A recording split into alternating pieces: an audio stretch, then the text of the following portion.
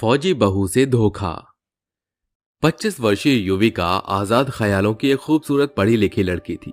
आज उसकी सगाई व्योम से होने वाली थी, मगर युविका के चेहरे पर खुशी की चमक दिखने की बजाय उसके भीतर एक बड़ी बेचैनी चल रही थी। उसकी माँ उसे सजाते हुए कहती है, सच कहती हूँ युविका बिटिया, भाग्य बड़ा बलवान है तेरा, जो तुझे पति के रूप में व्योम जैसा शख्स मिलेगा। माँ, आप जानती हैं कि बचपन से ही मेरा पिताजी के संग गहरा रुझान रहा है। मैं उनकी भांति फौज में जाना चाहती हूँ। ओफो, आज सगाई के सुंदर अवसर पर ये क्या बातें लिए बैठी है। उसी पल ऋतु वहां दस्तक देती है। ऋतु युविका की बचपन की पक्की सहेली थी, जिसके साथ युविका ने बचपन से बड़े होने तक का सफर तय किया था।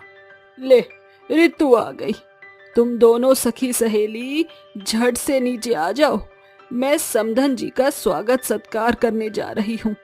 युविका को सोच में डूबा देख ऋतु उसे छेड़ते हुए कहती है, अरे, आज तेरी जिंदगी का खास सफर शुरू होने को है और तेरा चेहरा खुशी से लाल गुलाबी होने की बजाय पीला पड़ा दिख रहा है।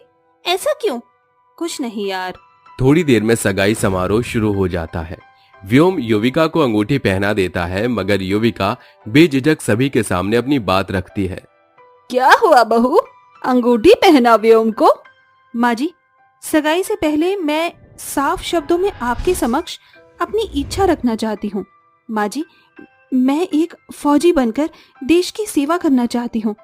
क्या आपको ये मंजूर है?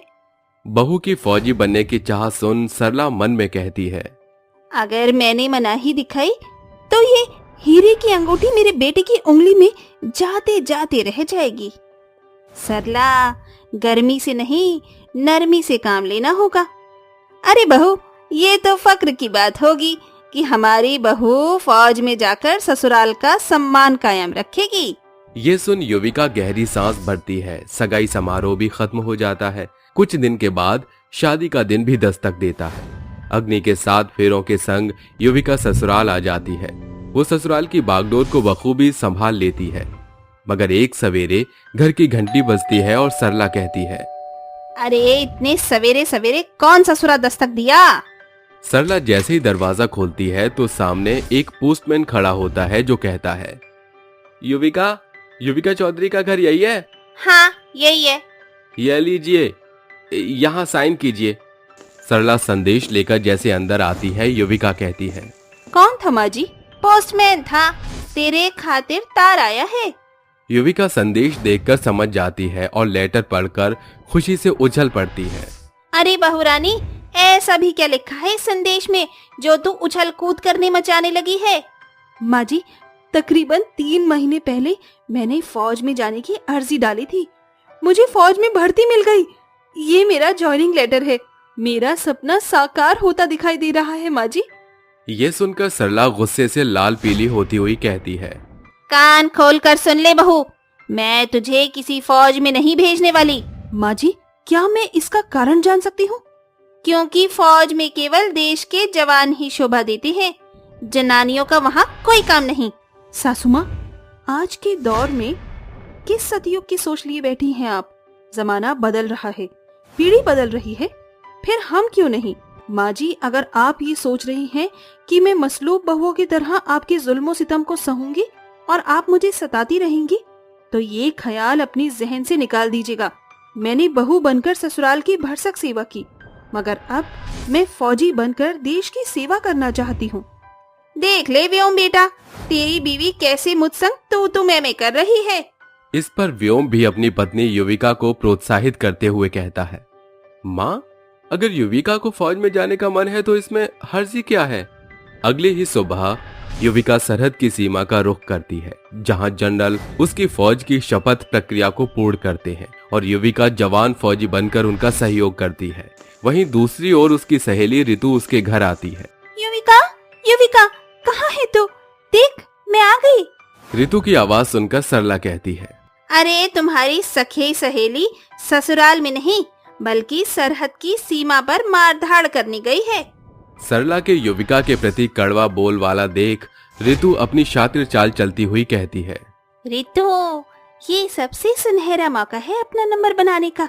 लोहा गरम है, मार दे हथौड़ा। माँ जी, सच कहूँ तो युविका के लिए शुरू से ही परिवार मायने नहीं रहा। उसे तो बस अपने मन की करनी थी, तभी तो आपके खिलाफ जाकर उसने फौज को चुना। दरअसल ये सारी साजिश ऋतु के दूर की सोच की थी। वो युविका की आड़ में उसके पति व्योम पर निशाना साध रही थी। ऋतु अब आए दिन सरला के घर बहानेबाजी से आने लगी और इस बीच व्योम उसके प्यार में पड़ चुका था। दोनों सारे दायरे तोड़ देते हैं एक सुबह। अरे क्या हुआ मेरे लाल, तेरा चेहरा मुरझाया हुआ क्यों है? माँ, मुझसे एक भूल हो गई। व्योम रोते हुए अपनी माँ को सारी बात कह सुनाता है। मौके का फायदा उठाकर व्योम के मन पर अंदर तक भावुक अत्याचार करते हैं। सरला व्योम को साइड में लाकर उसके कान भरती है। देख बेटा, तेरी उस फौजी बीवी ने तो तेरे प्यार की कदर की नहीं, साथ ही उसने ससुराल का शासन भी नहीं जाना। ऋतु रईस घर से ताल्लुकात रखती है, भर भर के दहेज लाएगी। इससे हम दोनों का भला हो सकता है। और क्या पता तेरी बीवी लौटे न लौटे। एक बार जो सरहद पर चला जाता है, अक्सर उसकी शहीद होने की खबर ही घर लौटती है। सरला इस कदर व्योम के कान भरती है कि व्योम युविका के संग लिए 7 फेरे 7 वचन को भूलकर ऋतु से शादी कर लेता है। इस बीच युविका को फौज से छुट्टी मिल जाती है और वो घर लौट आती है और कमरे की ओर बढ़ती हुई कहती है, व्योम जब मुझे देखेंगे तो फूले नहीं समाएंगे। वो जैसे ही दरवाजा खोलती है तो ऋतु और व्योम को साथ में सोया देखकर उसके तलवे का गुस्सा 7वें आसमान पर पहुंच जाता है और वो चीख कर कहती है, व्योम, ये सब कुछ क्या है? और ऋतु, तू मेरे पीछे से मेरे पति के संग मेरे बिस्तर पर क्या कर रही है? आवाज सुनकर सरला वहां आकर कहती है, इतनी रात को ये कैसी चिल्लम चिल्ली लगा रखी है? अरे बहू, दरवाजा तो भीतर से बंद है। माना कि तू फौजी है, मगर इसका मतलब ये नहीं कि अपने ही ससुराल में घुसपैठी की तरह घुस कर आएगी। शांत रहिए सासू माँ, मैं अपने पति से बात कर रही हूँ। युविका, हालात इतने बदतर हो गए थे कि मुझे ऋतु से शादी करनी पड़ी। अब यही असल मायने में मेरी पत्नी है। ये सुनकर युविका को गहरा सदमा पहुंचता है। वो रोते बिलखते हुए कहती है, धोखा, तुम सबने मेरे साथ विश्वासघात किया है, मुझे धोखा दिया है। अब तुम्हें कोर्ट के चक्कर काटने से कोई भी नहीं बचा सकेगा। अगले ही दिन युविका तीनों के खिलाफ धोखाधड़ी का केस दर्ज करती है, जिसके तुरंत बाद केस की सुनवाई होती है। तमाम दलील से यह साफ हो चुका है कि मिस युविका के ससुराल ने उनके साथ सरासर धोखेबाजी की। पहली पत्नी के रहते दूसरी शादी कानूनन अपराध है। अगर मिस युविका को इसके लिए कोई बड़ा एक्शन चाहती हैं, तो विक्टिम को पूरा हक है। योर ऑनर, मैं कोई भी लीगल एक्शन नहीं चाहती। युविका व्योम की धोखेबाजी के कारण हाथों हाथ डिवोर्स फाइल करती है। आपसी सहमति से उनका तलाक हो जाता है, मगर एक रात ऋतु सब कुछ लौटकर दूसरे देश रवाना हो जाती है। कुछ दिन तो दोनों माँ बेटे गहरे शोक के सागर में डूबे रहते हैं। फिर वो युविका के पास आते हैं। आप दोनों अब कौन सी नई धोखेबाजी का जाल बिछाने आए हैं मेरे साथ?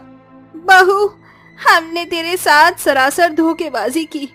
शायद उसी की सजा हमको मिली कि ऋतु ने हमारे संग उसी धोखेबाजी को दोहराया। घर चल बहू, नए सिरे से शुरुआत करेंगे। युविका, एक मौका दे दो। मैं वादा करता हूँ फिर कभी कोई धोखेबाजी नहीं करूंगा। तुम्हारा पति होने के सभी फर्ज को बखूबी निभाऊंगा। माफ कीजिए, अब ना तो मैं किसी की बीवी हूँ, ना किसी की बहू। मैं केवल एक फौजी हूँ। मेरा फर्ज मुझे पुकार रहा है। अलविदा। अपनों से बड़ा धोखा मिलने के बाद युविका को संभलने में एक अरसा लग जाता है। वो आजीवन फौजी बनकर सरहद और देश की सेवा करने का चुनाव करती है। पतंगों की शौकीन चुड़ैल। अरे, ये कैसा दिन है? सुबह से एक बार भी हवा नहीं चली है। मेरा मन कितना कर रहा है कि मैं पतंग उड़ाऊं, लेकिन अगर हवा ही नहीं होगी तो मैं पतंग कैसे उड़ाऊंगा? अरे भाई, पतंग उड़ाने के लिए हवा की नहीं, टैलेंट की जरूरत होती है। अभी देखो मैं तुम्हें पतंग कैसे उड़ाकर दिखाता हूँ। हरिया इतना कहते ही पतंग उड़ाना शुरू कर देता है। देखते ही देखते उसकी पतंग आसमान में बहुत ऊपर उड़ने लगती है, जिसे देख केशव हरिया से कहता है, अरे वाह, क्या बात है, तुम्हारी पतंग तो आसमान में बहुत ऊपर तक उड़ रही है। काश ऐसी पतंग उड़ानी मुझे भी आती। अरे मैं पतंगों का तो बहुत बड़ा शौकीन हूँ। बचपन से यही काम तो मैंने किया है। अब देखना मैं दूसरों की पतंग कैसे काटूंगा। ऐसा कहकर हरिया पतंग काटने की कोशिश करता है, लेकिन तभी अचानक से उसकी पतंग खुद ही कट जाती है, जिसे देखकर केशव और हरिया दोनों ही हैरान रह जाते हैं। तभी केशव कहता है, अरे हरिया भैया देखो, तुम्हारी पतंग कट गई। अरे ऐसा कैसे हो सकता है, मेरी पतंग तो सबसे अलग थी और मेरी पतंग के पास तो कोई पतंग भी नहीं थी। तभी आसमान में काले रंग की एक पतंग उड़ती हुई दिखाई देती है, जिसके अंदर एक चुड़ैल का मुंह बना होता है। चुड़ैल के मुंह से आवाज आती है, मेरी पतंग के आगे यहाँ किसी की भी पतंग ऊपर नहीं उड़ेगी। तभी अचानक से पतंग गायब हो जाती है और धीरे धीरे आसमान में जितनी भी ऊंचाई पर पतंगें उड़ रही थीं, चुड़ैल की पतंग उन सभी को काट देती है। जिसके बाद एक छत पर से चुड़ैल अपनी पतंग को उड़ाते हुए गांव के लोगों को दिखाई पड़ती है। अरे मेरे सामने तुम लोगों की पतंग कहाँ टिक पाएगी? इस पूरे गांव में मेरी जैसी पतंग कोई नहीं उड़ा सकता। मैं हूँ पतंग की शौकीन चुड़ैल, किसी को टिकने नहीं दूंगी। गांव के सभी लोग चुड़ैल को एक छत से पतंग उड़ाते हुए देख लेते हैं, जिसके बाद पूरे गांव में चुड़ैल का हाहाकार फैल जाता है और गांव के चारों कोनों में केवल चुड़ैल की ही बातें चल रही होती हैं। अरे भैया तुम्हें क्या बताएं, हमारे गांव में तो एक बहुत भयानक चुड़ैल है और वो चुड़ैल पतंग की इतनी शौकीन है कि सबकी पतंग काट देती है। आसमान में केवल उसकी भूतिया पतंग ही दिखाई देती है। अरे हाँ हाँ, सही कहा तुमने, मैंने खुद अपनी आंखों से उस चुड़ैल को देखा है, लेकिन वो चुड़ैल आई कहाँ से और हमारे गांव में कर क्या रही है? तभी वहाँ हरिया सिर खुजाता हुआ पहुंच जाता है, जिसे देखकर रामू और नंदू उससे कहते हैं, अरे हरिया भैया कहाँ से दौड़े चले आ रहे हो? तुम्हारे चेहरे पर इतना पसीना क्यों टपक रहा है भाई? अरे कहीं इन्होंने भी तो पतंग की शौकीन चुड़ैल को नहीं देख लिया? उन दोनों की बात सुनकर हरिया उनसे पूछता है, अरे अरे ये पतंग की शौकीन चुड़ैल कौन है जिसके बारे में तुम बात कर रहे हो? तभी नंदू और रामू हरिया को गांव की पतंग की शौकीन चुड़ैल के बारे में बताते हैं, जिसे सुनकर हरिया उन दोनों से कहता है, ये क्या, मेरे होते हुए इस गांव में दूसरा पतंग का शौकीन कैसे हो सकता है? इस चुड़ैल की बच्ची को तो मैं देख लूंगा, इसका मतलब ये सब चुड़ैल ने ही किया था। चुड़ैल से तो मैं बदला लेकर ही रहूंगा, फिर चाहे कुछ भी हो जाए। अरे कैसी बातें कर रहे हो हरिया भाई साहब, भला तुम कहाँ चुड़ैल के सामने टिक पाओगे? वो एक चुड़ैल है और ऊपर से पतंग की शौकीन भी है, लेकिन तुम तो मामूली से आदमी हो, तुम कहाँ चुड़ैल का मुकाबला कर सकते हो? अरे अरे तुम इन्हें ललकार रहे हो, हरिया भैया को तुम जानते नहीं हो कि हर साल पतंग के कंपटीशन में हरिया भैया ही जीता करते हैं। अरे मैं सब जानता हूँ, लेकिन चुड़ैल के आगे कोई नहीं जीत सकता। चुड़ैल के अंदर कितनी सारी शक्तियाँ होती हैं, क्या तुम लोगों को नहीं पता? अब तो चाहे कचू हो जाए, मैं चुड़ैल को हरा कर ही रहूंगा। हरिया रोज रोज अपनी पतंग उड़ाने की कोशिश करता है, लेकिन पतंग की शौकीन चुड़ैल बार बार उसकी पतंग काट देती है, जिसकी वजह से हरिया को बहुत ज्यादा गुस्सा आता है। अच्छा, ये चुड़ैल ऐसे नहीं मानेगी, अब तो मुझे कुछ करना ही होगा। जब जब हरिया की पतंग कटती, तब तब हरिया को चुड़ैल एक छत पर से पतंग उड़ाते हुए दिखाई देती। इस बार जैसे ही हरिया की पतंग कटती है, हरिया चुड़ैल को देखते ही उसे ललकारना शुरू कर देता है। अरे अरे चुड़ैल की अम्मा, अगर तुझे पतंग उड़ाने का इतना ही शौक है तो एक काम कर, मुझसे कंपटीशन लगा ले। अगर तू जीत गई तो मैं जिंदगी में कभी भी पतंग नहीं उड़ाऊंगा, लेकिन तू हार गई तो तुझे ये गांव हमेशा के लिए छोड़कर जाना पड़ेगा। गायब होने से पहले चुड़ैल हरिया की बात सुन लेती है, जिसके बाद चुड़ैल हरिया से कहती है, तू मुझसे कंपटीशन लगाएगा? क्या तुझे नहीं पता कि मैं पहले ही पतंग कंपटीशन में 100 मेडल ला चुकी हूँ?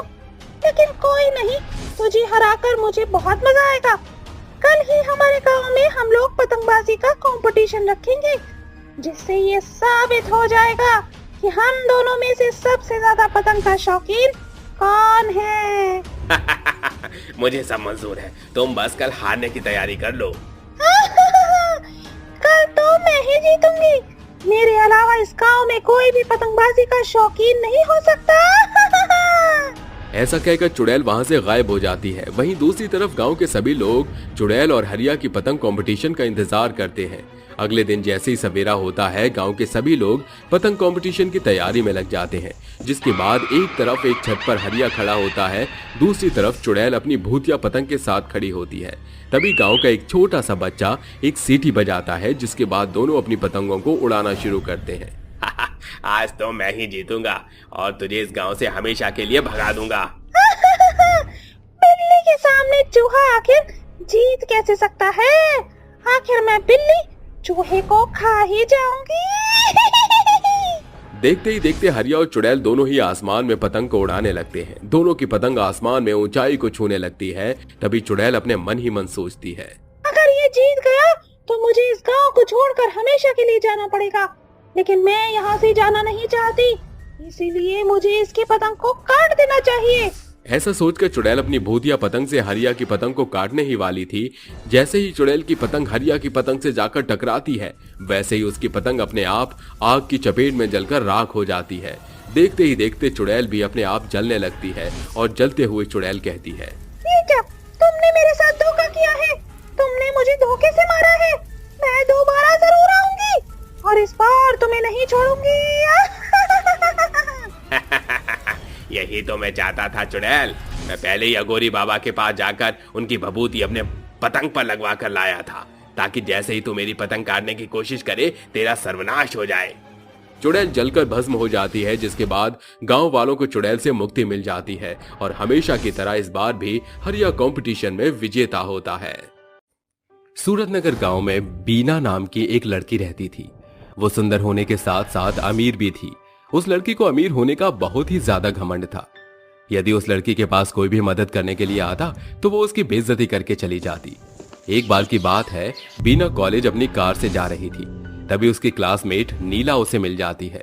नीला को देख बीना बोलती है, अरे नीला, तुम इस तरह कॉलेज क्यों जा रही हो? चलो मैं तुम्हें कॉलेज छोड़ दूं। आज तुम मेरे इस फॉर्च्यूनर कार में बैठकर कॉलेज चलो, क्या पता तुम्हारे भी थोड़े ठाट बाट बढ़ जाएं।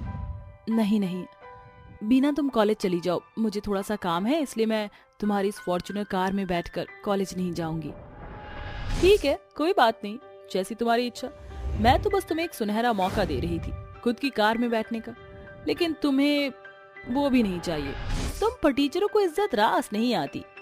इतना कहकर बीना वहां से चली जाती है और अगले 4 घंटे बाद जब बीना वापस अपने घर जाती है, तब वो कुछ लड़कों को खुद के घर में देखती है।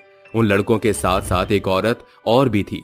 उन्हें देखकर कुछ नहीं बोलती और चुपचाप अपने कमरे में चली जाती है।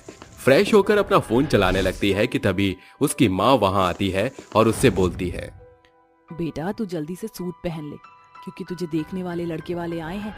मैं तेरी शादी करवा रही हूँ। लेकिन मैं अभी शादी नहीं करना चाहती। चुप करो और चुपचाप नीचे आओ। अगर आज तूने मेरी बात नहीं मानी तो तू मेरा मरा हुआ मुंह देखेगी। अपनी माँ की ये बात सुनकर बीना न चाहते हुए भी तैयार होकर नीचे आती है और लड़के वालों से मिलती है।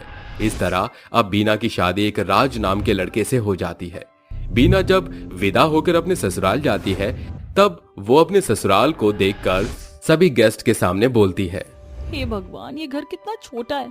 मेरी माँ ने आखिर इसमें क्या देखा जो इस छोटे से घर में मेरी शादी करवा दी। मैं इस घर में कैसे रहूंगी? उसकी ये बात सुनकर वहां पर सभी लोग उसी को देखने लगे। सभी लोग की नजर अब बीना के ऊपर ही ठहर गई थी। ये सब देखकर बीना कुछ नहीं बोलती और वहां से चुपचाप अपने कमरे में चली जाती है और इस तरह वो अपने पति के साथ खुशी से रहने लगती है। लेकिन उसको अपना ससुराल बिल्कुल भी पसंद नहीं था, क्योंकि वो एक छोटा सा घर था और बीना हमेशा से ठाट बाट में रही है। इसलिए बीना आए दिन अपनी सास पर अत्याचार करने लगी। अरे मम्मी जी, अभी तक आपने खाना नहीं बनाया? भगवान, मुझे तो ये समझ नहीं आ रहा कि आखिर आप चाहती क्या है। एक तो ये छोटा सा घर, उसमें मैं कैसे एडजस्ट कर रही हूँ ये मैं ही जानती हूँ। लेकिन आप है कि आपको इतनी शर्म नहीं आ रही थी। आप अपनी बहू की थोड़ी सी ख्वाहिश पूरी कर दे। लेकिन बहू, हुआ क्या है? तू मुझ पर इस तरह क्यों चिल्ला रही है? हे भगवान, आपको नहीं पता कि मुझे क्या चाहिए? अरे मम्मी जी, मेरे सर में दर्द हो रहा है। आज घर का सारा काम आप कर दीजिए। वैसे भी मुझसे घर का काम नहीं होता। कोई बात नहीं बेटा, मैं घर का सारा काम कर दूंगी, तू बस आराम कर। आपके कहने का मतलब क्या है कि तू बस आराम कर? आप कहना क्या चाहती है कि मैं हर वक्त आराम फरमाती रहती हूँ? हे भगवान, इस घर में आकर मेरी तो किस्मत ही फूट गई। इतना कहकर वो रोने लगती है कि तभी वहां पर बीना का पति राज आ जाता है और अपनी पत्नी बीना को इस तरह रोता हुआ देख वो उससे बोलता है, अरे बीना, क्या हुआ? तुम रो क्यों रही हो? तुम्हारी माँ तो एक नंबर की कामचोर है। मेरा थोड़ा सा सर में दर्द क्या हो रहा था, उन्होंने तो मुझे कामचोर ही बोल दिया। अरे मेरी माँ ने तुमसे शादी इसलिए नहीं करवाई कि मैं यहाँ नौकरानी बनकर रहूं, इसलिए करवाई है कि यहाँ मुझे कोई परेशानी ना हो। अच्छा शांत हो जाओ, मैं माँ से इस बारे में बात कर लूंगा और उन्हें अच्छे से समझा दूंगा। ये सुनकर बीना अपने कमरे में चली जाती है तो वहीं दूसरी तरफ राज अपनी माँ से बोलता है, अरे माँ, आप बीना को ऐसा क्यों बोलती रहती हैं? आखिर वो जैसी भी है तो आपकी बहू ना। लेकिन बेटा, मैंने तो उसको बस इतना बोला है कि तू आराम कर ले। इस बात पर उसने इतना बड़ा हंगामा खड़ा कर दिया।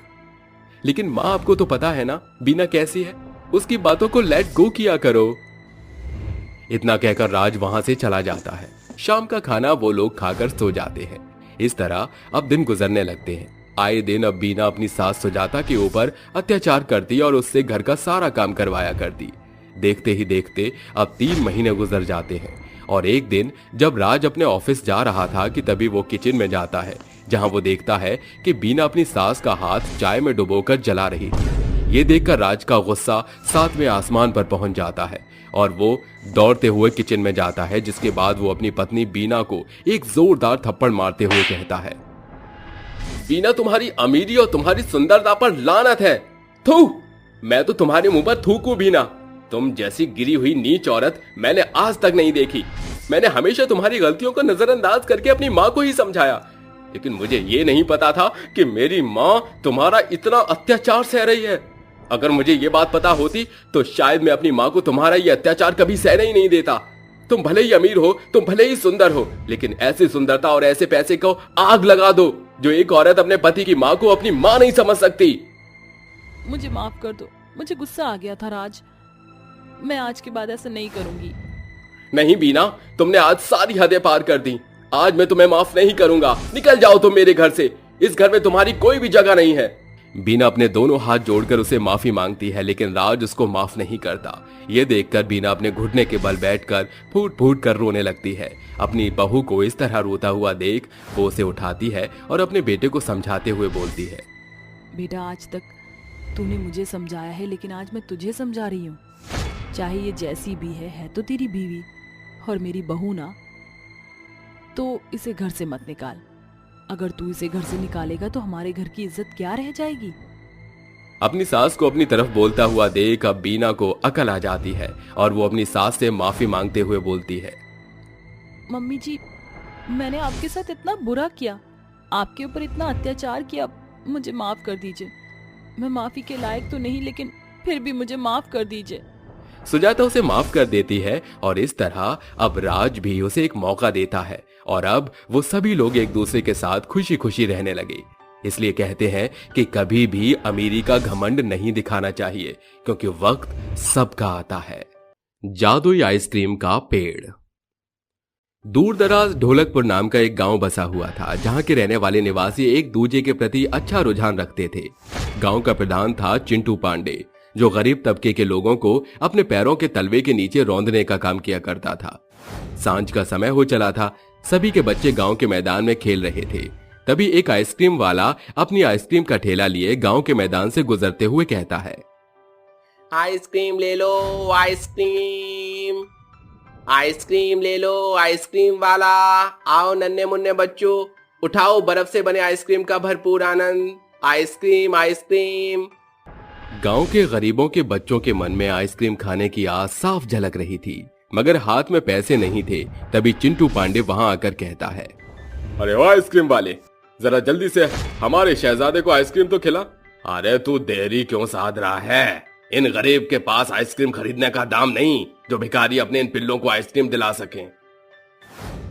बेटा, कौन सी आइसक्रीम खाओगे? चोकोबार, वेनिला, स्ट्रॉबेरी या फिर ये काजू रबड़ी की बनी कुल्फी? मेरे पास सब तरह की आइसक्रीम है। मुझको ये सारी आइसक्रीम खानी है।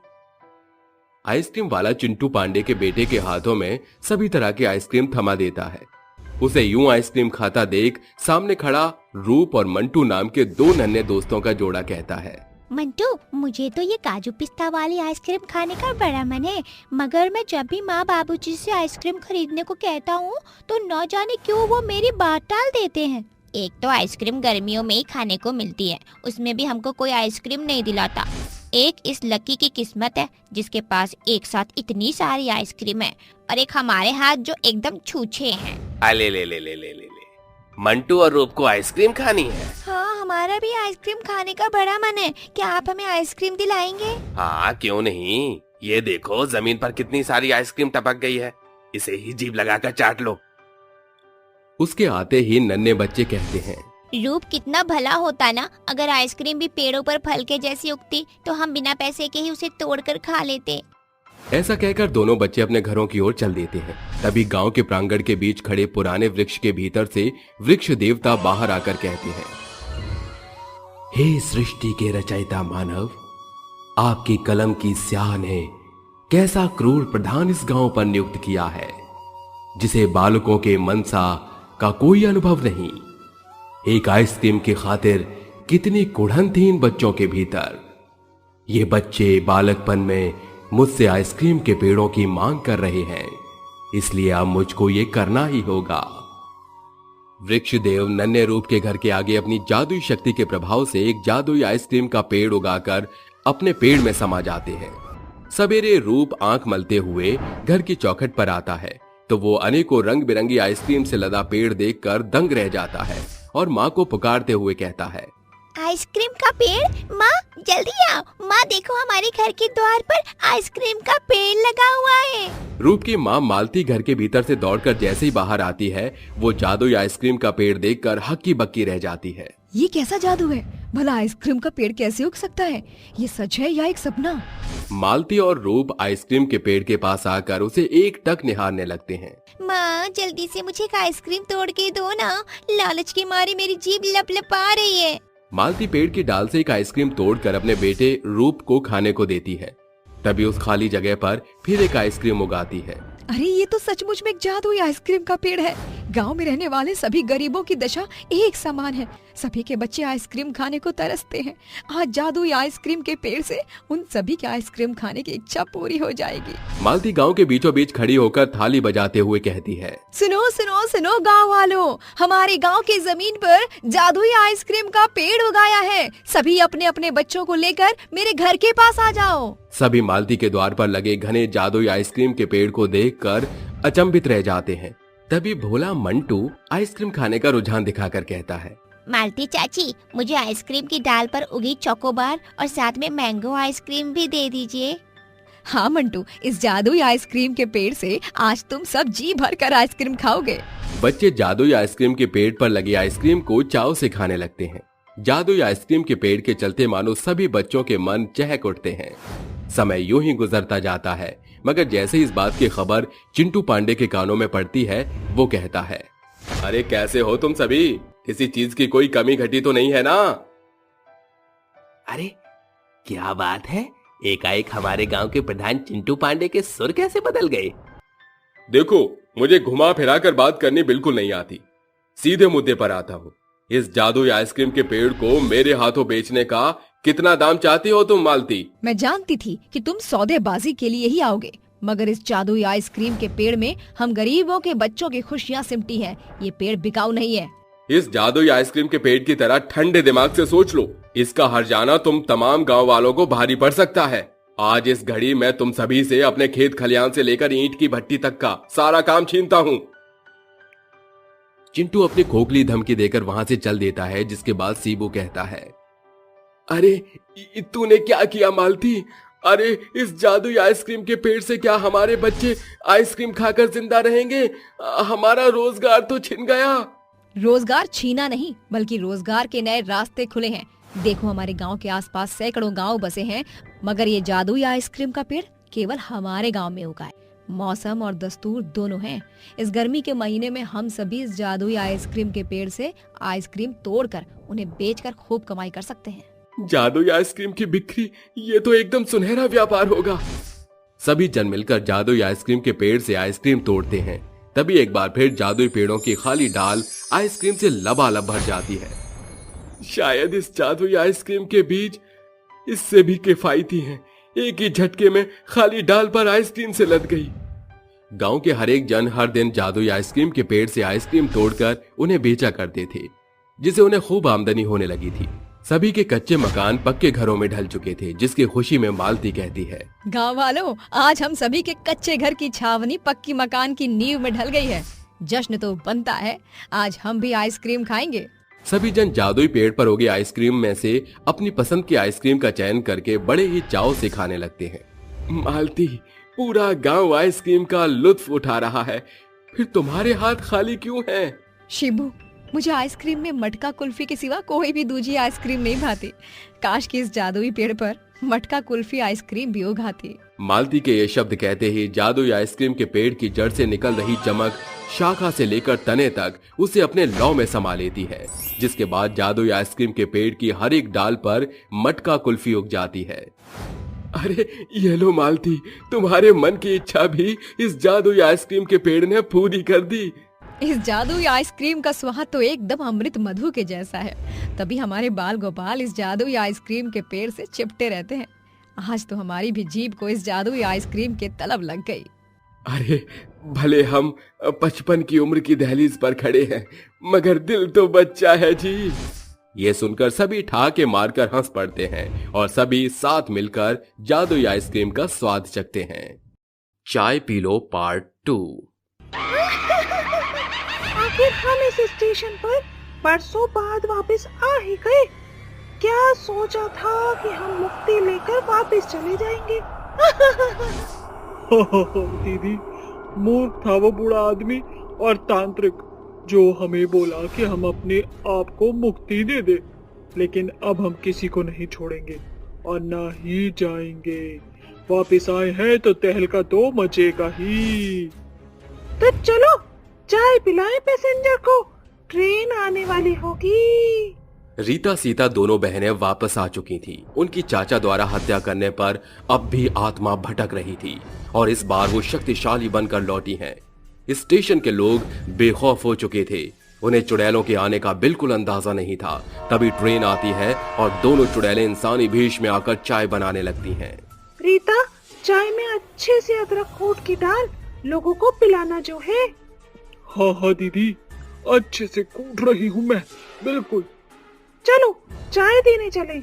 इस तरह दोनों चाय देने के लिए ट्रेन के अलग अलग डिब्बों में चली जाती हैं और कहती हैं, चाय ले लो, चाय, चाय वाला, चाय चाय, चाय ले लो, ताजा ताजा अदरक वाली मसाला चाय। अरे बहन, जरा मुझे चाय देना। जी ये लीजिए, पी लीजिए। अजी जरा मुझे भी 2 कप चाय दे दीजिए। ये लीजिए आपकी 2 कप चाय। जैसे ही ट्रेन में बैठे लोग वो चाय पीने जाते हैं कि अचानक से ट्रेन के दरवाजे बंद हो जाते हैं और ट्रेन चलने लगती है। साथ ही उसकी लाइट जलने बुझने लगती है। बैठे हुए लोगों को कुछ समझ नहीं आता और वो कहते हैं, अरे ये अचानक से ट्रेन के सारे दरवाजे अपने आप कैसे बंद हो गए और लाइट भी जल बुझ रही है। ये क्या हो रहा है? विक्रम, मुझे डर लग रहा है। तुम डरो मत, ये लो चाय पियो। जैसे ही मानुषी चाय पीती है तभी वो चुड़ैल उन दोनों का गला पकड़कर कहती है, माफ करना, लेकिन तुम ये चाय तो इस ट्रेन में बैठकर पी ही नहीं पाओगे।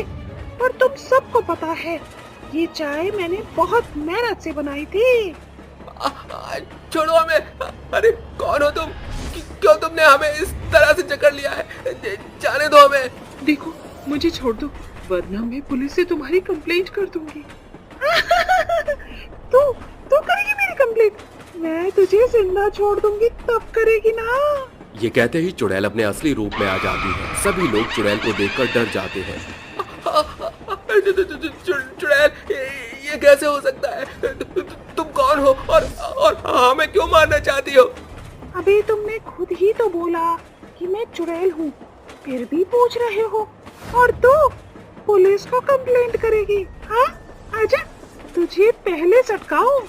देखो हमें छोड़ दो, हमने तुम्हारा कुछ नहीं बिगाड़ा। ये कहते ही चुड़ैल उन दोनों को मार देती है और फिर ट्रेन में बैठे बाकी लोगों को भी मार डालती है। दूसरी ओर चुड़ैल रीता लोगों को चाय पिलाकर मार रही थी। तभी ट्रेन में बैठा एक आदमी कहता है, तुम पागल हो? अरे क्यों निर्दोष मासूम लोगों को तुम मारे जा रही हो? आखिर इन लोगों ने तुम्हारा क्या बिगाड़ा है? किसी को नहीं छोड़ूंगी, मैं सबको मार डालूंगी।